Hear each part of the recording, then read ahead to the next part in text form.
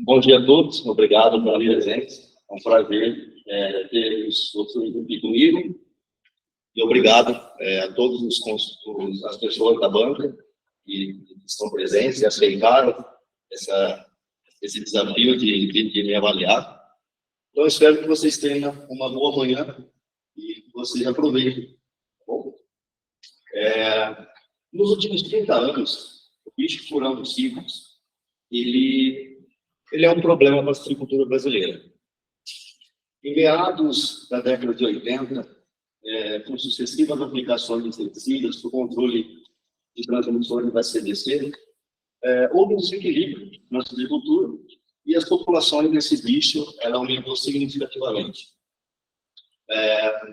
Pouco tempo depois, na década de 90, com o desenvolvimento de uma tecnologia de monitoramento, pôde-se controlar com mais ordem essa praga, e houve uma economia de cerca de 1,3 bilhão de dólares no período de aproximadamente 10 anos.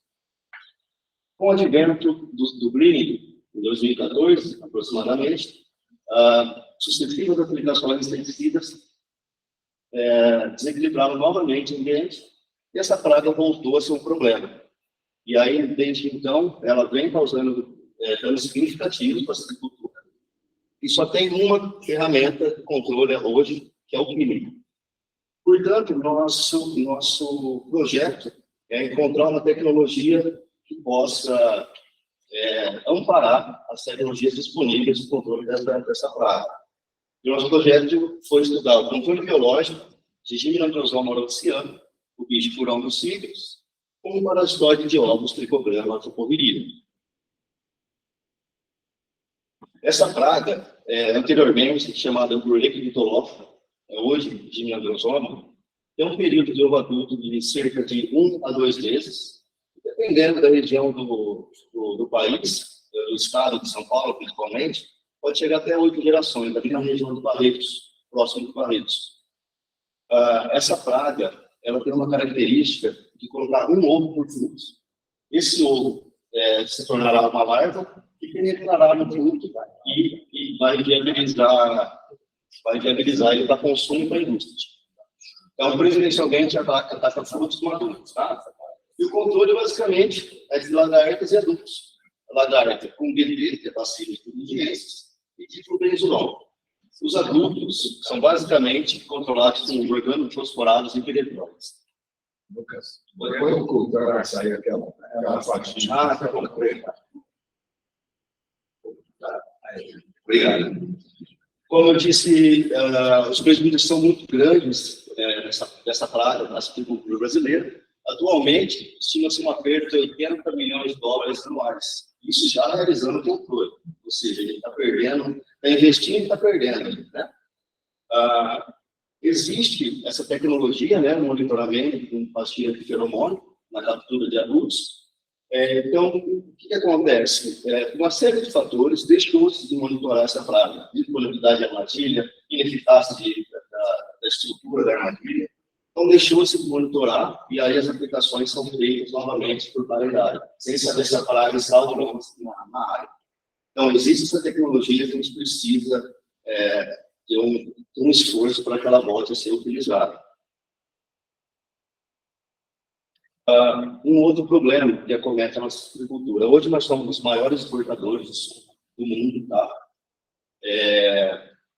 Porém, essas sucessivas aplicações de inseticidas, ela está nos trazendo, além do desequilíbrio biológico, problemas com o comércio dessa commodity para a Europa e os Estados Unidos, tá certo? Então, o pessoal está barrando a nossa commodity lá, por conta desses inseticidas. Em contrapartida, nós temos outras opções de controle que pode auxiliar, novamente, dizendo, esse controle químico. A espécie do gênero Trichogramma vem sendo utilizado, vem sendo estudado desde a década de 90 aqui por Garcia, e houve um certo avanço aqui em 2003, 2005 por Paulo Stones e Molino. E para auxiliar a eficácia desse parasitóide, a utilização de produtos seletivos viria a falhar. nós utilizaríamos um parasitoide, produtos seletivos, ou seja, que não matem esse parasitoide, e também que atendam à exigência desse mercado externo que compra nosso fruto.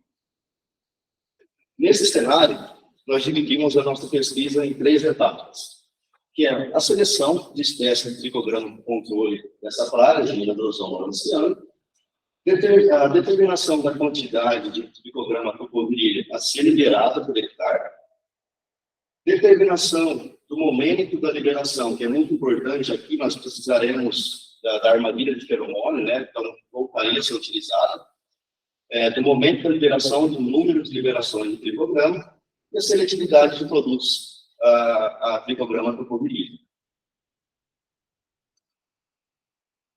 Inicialmente, aqui vocês podem ver o fruto com dano.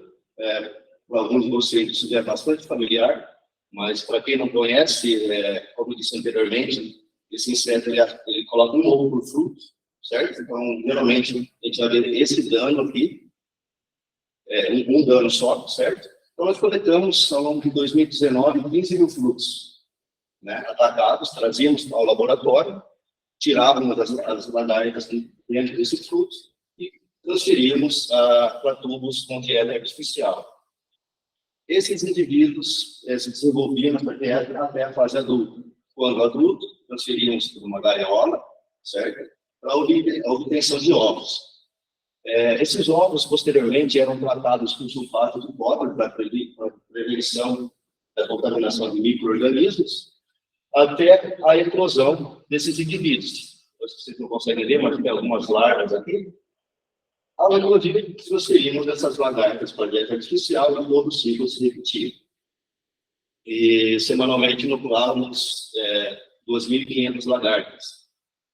Bom, o experimento em si. Nós optamos por 3 espécies de programa, a tocoprilha, galóia e preciosa. Preciosa e a tocoprilha já vinham sendo estudados, havia uma certa divergência, um trabalho falava da tocoprilha melhor, outro o preciosa, então resolvemos testá-los novamente.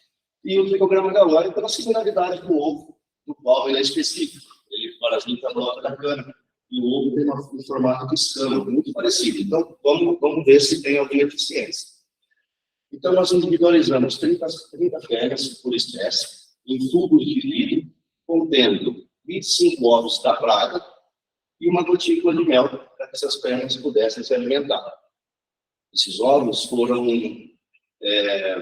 substituídos diariamente até a morte das fêmeas e nós avaliamos o parasitismo médio desses indivíduos, a emergência e o número de parasitoides que saíram desses ovos, a longevidade das fêmeas, né, quantos dias elas sobreviveram nesses tubos, e a razão sexual. As análises estatísticas utilizadas foram o Swalwell, seguido de teste pós-hoc com coleção com ferrônio, e o GLM seguido, aqui utilizamos 2 GLM, dependendo da variável. Razão sexual e binomial. Parasitismo, a gente usou Poisson, utilizando o programa L. Como resultado, nós podemos observar que os 2 parâmetros mais importantes da seleção, o parasitismo e a emergência e a habilidade, aconteceu no programa Tocoprilha, diferindo estatisticamente das 2 outras espécies. Nós podemos ver também que o número médio de parasitóides emergentes por ovo foi maior na Tocoprilha. E olha que interessante, o galóide despretensioso, uma razão sexual maior aqui, dentro das espécies estudadas. A sobrevivência, como nós podemos observar nessa coluna, não teve diferença estatística. Nós podemos observar nesse gráfico, ambas as espécies tiveram a mesma tendência quanto à longevidade. Esse gráfico nos mostra algo super interessante. Nós consideramos, no controle biológico com parasitoides, a eficiência rápida desse indivíduo. Nós observamos aqui, a eficiência de parasitismo rápida, né? Nós observamos aqui, no gráfico A, que corresponde ao tricograma Tocoprilha, que ele atingiu 80% de parasitismo muito mais rapidamente. Isso foi interessante, a gente libera o inseto e ele vai mais rápido. É similar ao que, né? Obviamente não é um efeito knockdown, mas ele funciona mais rápido que os outros. Então, como resumo dessa etapa, selecionamos então o tricograma por virilha. De novo, o parasitismo médio foi superior e a viabilidade também.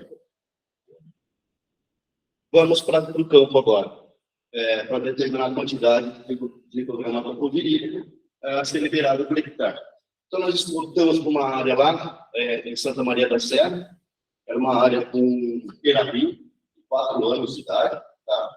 Sem frutos e sem a incidência do bicho-furão, porque nós colocamos etiquetas com ovos do bicho-furão para avaliar o parasitismo. Então, o que nós fizemos? Nós dividimos a área em 16 parcelas, das quais 4 parcelas correspondiam a 45 parasitoides por ovo, 4 parcelas 180 parasitoides por ovo e assim por diante, tá certo? Utilizamos esse software Magir para delimitar a área, né, as parcelas, das quais tinham 1.000 metros quadrados. Nessas parcelas, nós colocamos 25 etiquetas com 12 ovos por parcela.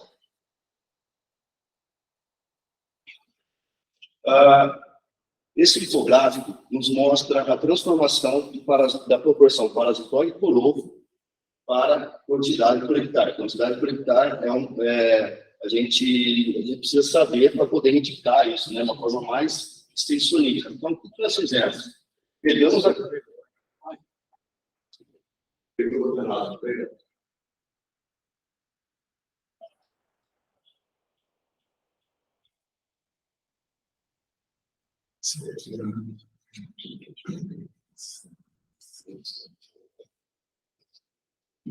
Então, o que nós fizemos? Voltando. Utilizamos a proporção do parasitoide, multiplicamos pelo número de ovos na parcela, 25 vezes 12, e tivemos um número de indivíduos numa parcela de 1.000 metros quadrados. 1.000 metros quadrados é 10 vezes menos que um hectare. Então, a gente multiplicou isso, tivemos essa quantidade de indivíduos por hectare. Aqui é um croquis, um desenho de como foram liberados esses palestroides, foram liberados em forma de cuba, prestes à emergência, com um drone. Esse drone, aqui representa exatamente como foi a parcela. Eram 5 linhas, o drone passava na linha central, fazendo a liberação desses parasitoides. Então, a gente liberou 4 vezes, não uma seguida da outra, mas uma em cada estação do ano, para ver se havia alguma interferência do tempo. Utilizamos esse Lead for DJI, que é um programa para o mapeamento e sequência do drone de liberação. E para avaliar o parasitismo, a gente utiliza um GLM de quase poisson, que seria teste a 5%. Paralelo a isso, nós utilizamos um pacote do R chamado Matrix, que para ver se a liberação do drone realmente é eficaz. A gente liberou aqui no meio. Mas será que o parasitismo aqui nas bordas acontecia também? Será que era espalhado esse parasitismo? Então, a gente utilizou esse pacote Matrix do R para ver se a tecnologia de liberação era válida. Aqui é um vídeo mostrando simplesmente esse experimento, como a gente fez. Aqui eu coloquei uma cartelinha com o conteúdo dos ovos, certo?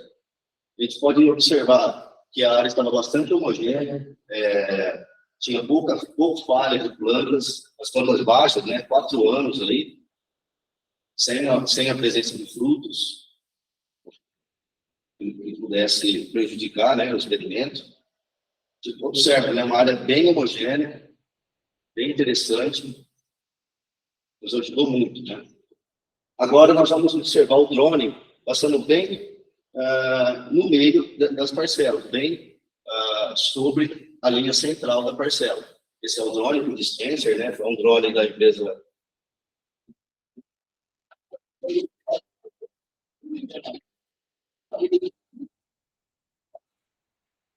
Pode observar. Como resultado, olha que interessante. À medida que nós aumentamos a quantidade de parasitoide, nós diminuímos a eficiência do mesmo. 45 parasitoides e 180 foram estatisticamente iguais, diferindo do controle e da quantidade maior, que é 720 parasitoides por ovo, perdão, por hectare. Se 45 e 180 são iguais, obviamente a gente usa a menor quantidade, financeiramente mais interessante.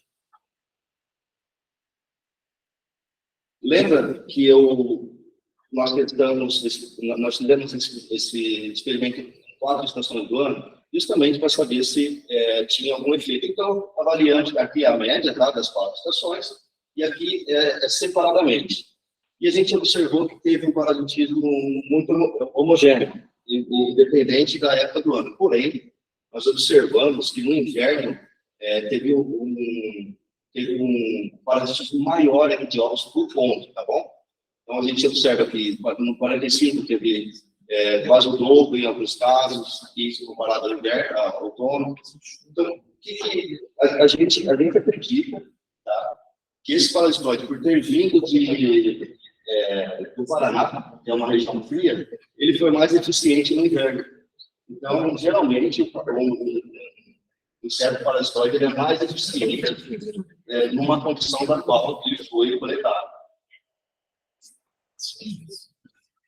Aqui podemos observar aquele estudo que nós fizemos sobre a homogeneidade do parasitismo. Olha que interessante, né? Aqui nós podemos observar, quanto mais próximo do vermelho, maior foi o parasitismo no pombo. Quanto mais próximo do branco, o oposto.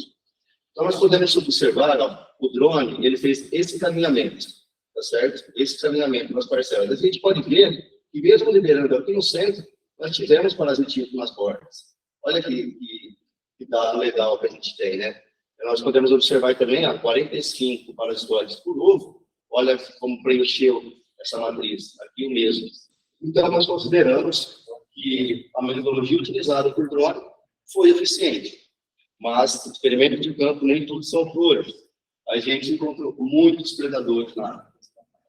Quando esses ovos permaneceram durante 24 horas lá, e foi suficiente para esses insetos, principalmente esses neurópteros, a comer os ovos que a gente colocou lá. Mas a gente pensou, vamos evitar isso, vamos colocar uma cola, vamos de alguma forma evitar essa possível predação. Não, vamos seguir para manter a condição mais natural possível do campo. A gente não vai lá depois, quando liberar para a história, evitar que os predadores possam, porventura, comer esses ovos. E a gente avaliou também essa predação, e olha só, a predação alta que nós tivemos na média das 4 estações. Embora não tenha havido a diferença estatística, houve uma predação generalizada na área, né, toda aquela área. Quanto à predação em diferentes estações do ano, nós observamos que no verão e no outono a predação foi ligeiramente maior que as outras estações. Como resumo, então, optamos por essa proporção como a mais ideal, 45 parasitoides por ovo,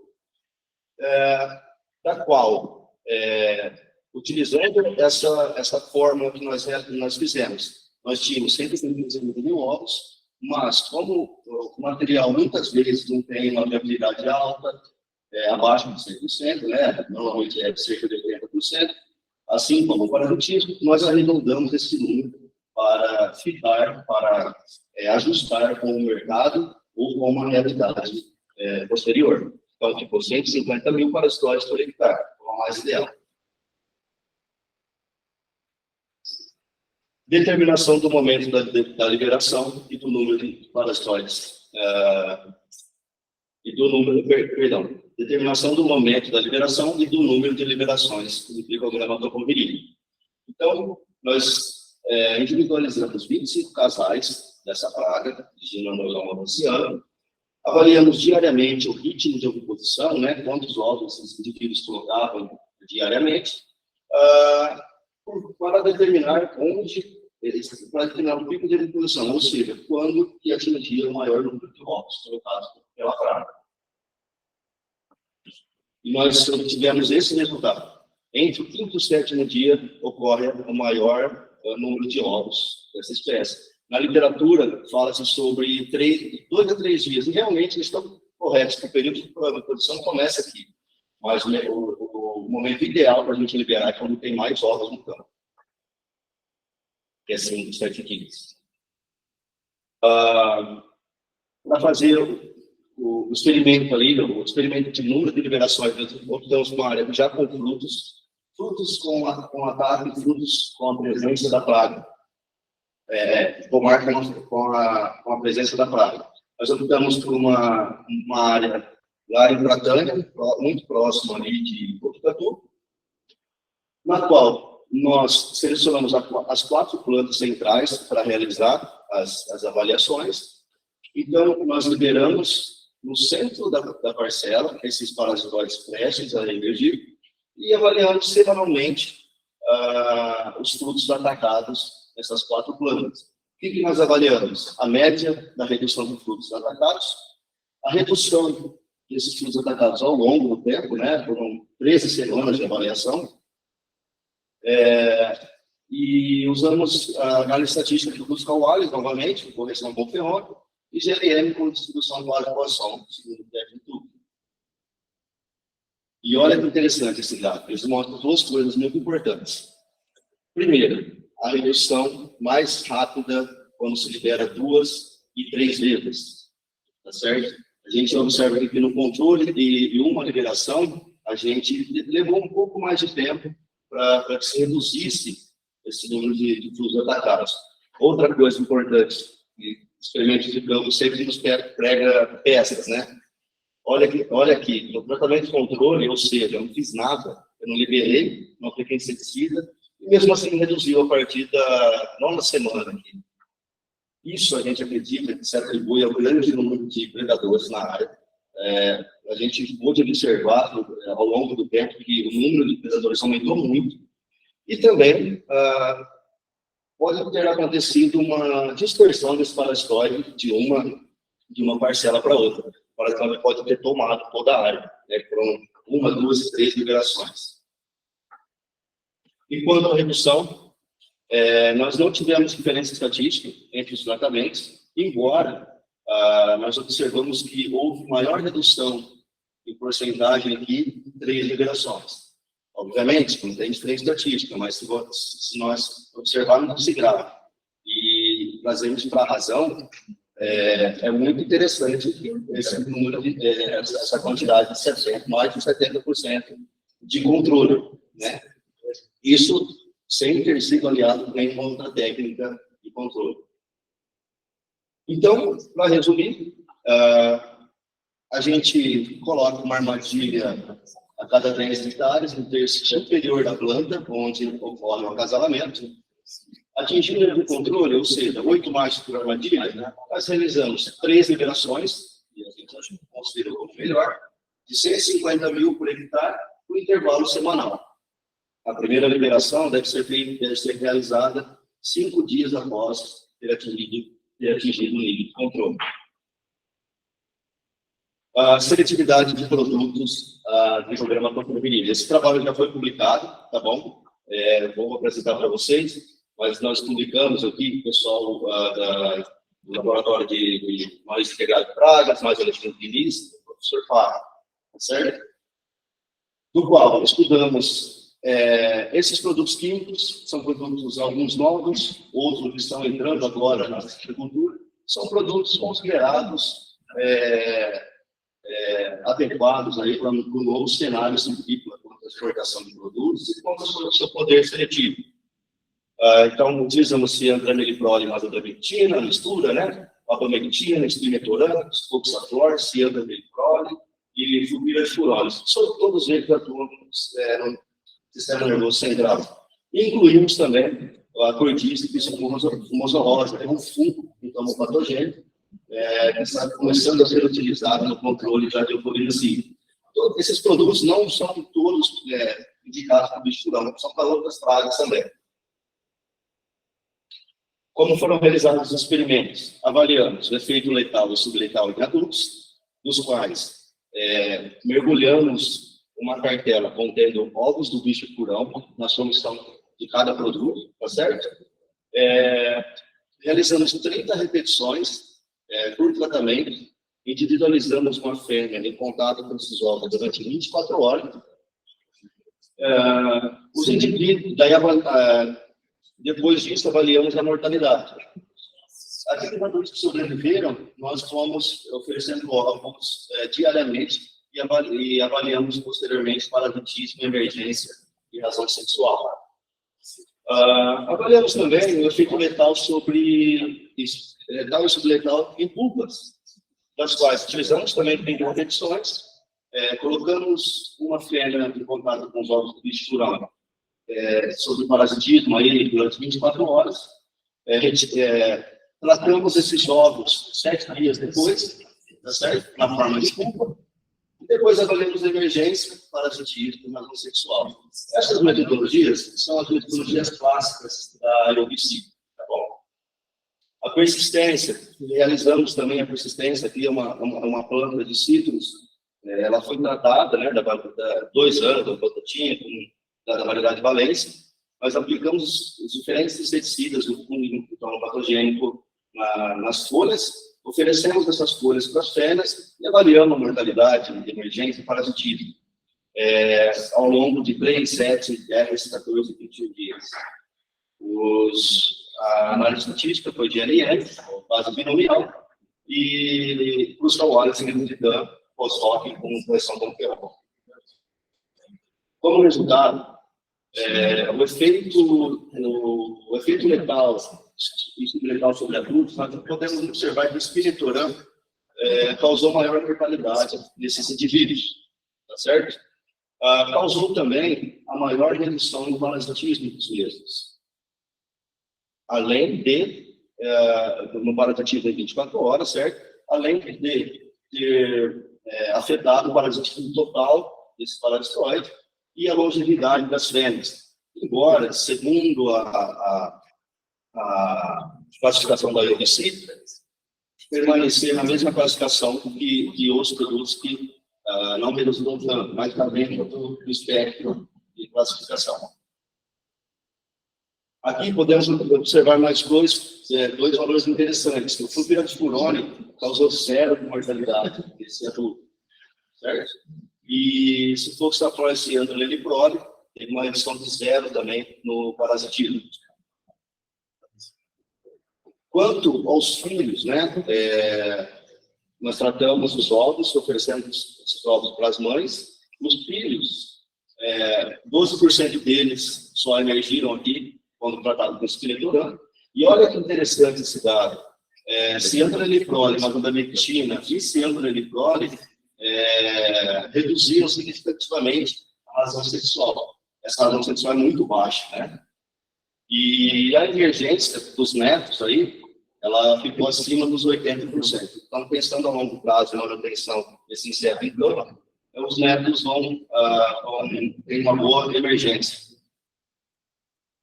Quanto ao efeito letal em pulgas, novamente a gente observa o Spinetoram causando aqui uma redução na emergência e, consequentemente, no parasitismo. Nesse momento, ele foi classificado como moderadamente tóxico, acima de 90% aqui, nessa redução do parasitismo. Quanto os outros produtos se mantiveram inóculos. Esse gráfico é super interessante, né? Nós consideramos aqui, ao longo do tempo, a a toxicidade desses inseticidas sobre o parasitóide. E olha o flupiracifurone. Anteriormente, eu mostrei a vocês que ele não causou redução no parasitismo, ele foi inócuo a pulpa, adulto, e olha quando a gente leva uma condição de campo, sem campo, né, quando a gente trata plantas com inseticida, a gente só pode liberar esse parasitóide com segurança a partir do 14º dia. O Spinetoram novamente se mostrou tóxico para esse parasitóide, né? Ele, na verdade, nesse tipo de classificação é moderadamente persistente. E esses produtos aqui, ó, cortíceps, abamectina, ciantra mais abamectina, ciantraliprole, já podem ser utilizados, já pode ser utilizado numa condição do campo 3 dias após a aplicação desse inseticida. Então, se torna uma opção muito interessante. Os indivíduos que sobreviveram no teste de persistência, a gente avaliou o parasitismo em emergência. Olha a abamectina, de novo, vou mostrar o gráfico. A abamectina, a partir do terceiro dia, ela causou uma mortalidade muito baixa, mas olha o efeito no parasitismo. Abaixo de 10 ovos. Então, a gente precisa acender um sinal amarelo quanto a esse produto. Tá? A emergência, independente do tratamento, independente do dia, nós vamos ter acima dos 80%. Como resumo desse trabalho de seletividade, nós classificamos por essa régua aqui os produtos mais próximos do verde, produtos seletivos, e mais próximos do vermelho, produtos não seletivos. Então, a gente pode observar que o cianuro de prole, cordíceos, foxatrol, cianuro de abamectina são produtos mais seletivos para esse colesterol. O filpira de furona eu coloquei no meio da régua, porque ele foi inócuo em alguns testes de laboratório, mas quando nós fizemos teste de persistência, ele causou dano até o 14º dia, uma mortalidade acima dos 30%. Como conclusão, novamente, a espécie de tricograma com maior potencial de controle do bicho-furão, Gymnandrosoma oceano, é a tricograma tocovirilha, a linhagem da ATP, mantida no nosso laboratório de biologia de insetos. Recomenda-se a liberação de 150 mil parasitoides dessa espécie, tricograma tocovirilha por hectare, em 3 iterações em intervalos semanais. O drone utilizado na liberação permite uma dispersão homogênea dos parasitoides em sítios, registrando-se o parasitismo uniforme nas diferentes áreas. O momento ideal para se realizar a primeira liberação do tricograma tocovirilha é entre 15 e 7 dias, pico de postura do bicho-furão.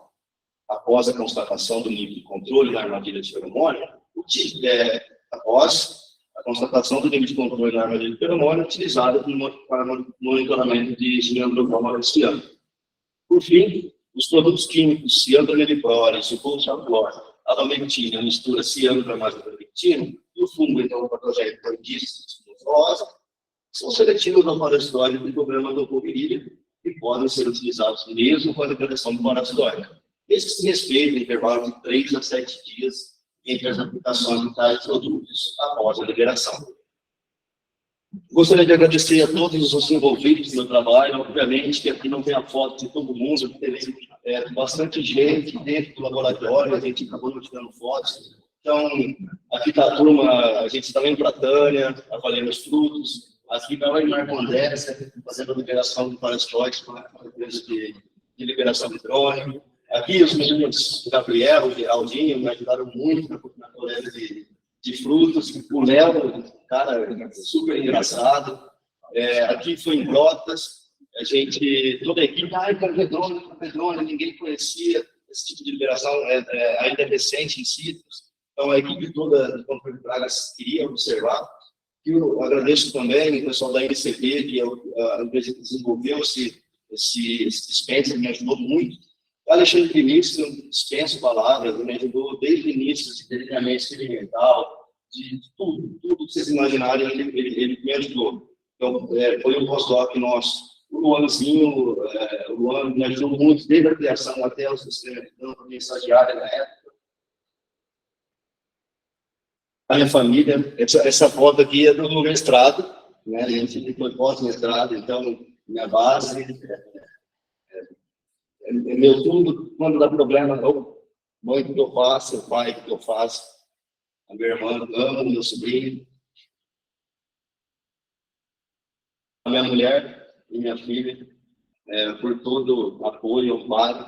A minha filha ainda não tem noção, mas o poder que ela tem de me empurrar, de fazer eu não fraquejar, é gigantesco. E o meu avô, ele começou tudo, né? Desde o início, um citricultor, e hoje eu finalizo a minha carreira acadêmica com cítricos. Então, eu imagino que ele vai estar muito feliz e dedico essa tese ao Salvador Cantor. E por último, não menos importante, a toda a Exalc, a estrutura, passei 10 anos aqui, então foi um tempo muito muito longevo, ao Laboratório de Biologia de Insetos, ao professor, a Neide, a todo mundo, a Jailma, todo mundo, o William, todo mundo que está aqui. Foi muito importante para o meu crescimento profissional e científico. Ao Spark Bio, a gente ainda não tem noção do tamanho desse centro avançado de pesquisa, mas ele é gigantesco, talvez seja o maior do mundo, visando o controle biológico. A Fundecitrus, por ter me fornecido todo o amparo financeiro, de pagar minha bolsa, tudo. Então, eu sou muito grato e muito feliz e lisonjeado, né, por fazer parte desse grupo tão seleto. Eu agradeço.